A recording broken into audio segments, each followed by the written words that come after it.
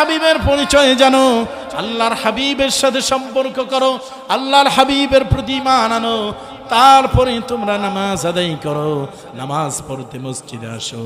যদি তোমরা আল্লাহর পরিচয় জানার পরে, আল্লাহর প্রতি ঈমান আনার পরে, রাসূলের পরিচয় জানার পরে, রাসূলের প্রতি ঈমান আনার পরে নামাজ যদি আদায় করো, তাহলেই তোমাদের নামাজ হবে, নচেত তোমাদের নামাজ কোনো কাজে লাগবে না।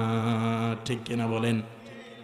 যার কারণে নামাজের পূর্বে আজান দেওয়া হয়, সে আজানের ভিতরে আগে আল্লাহর পরিচয় তুলে ধরেছেন, তারপরে রাসূলের পরিচয় আল্লাহ তুলে ধরেছেন, তারপরে নামাজের ঘোষণা এসেছে।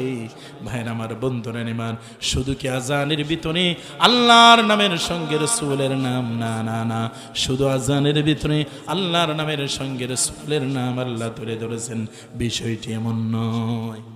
ভাইরা আমার, বন্ধুরা আমার, আজান শেষ,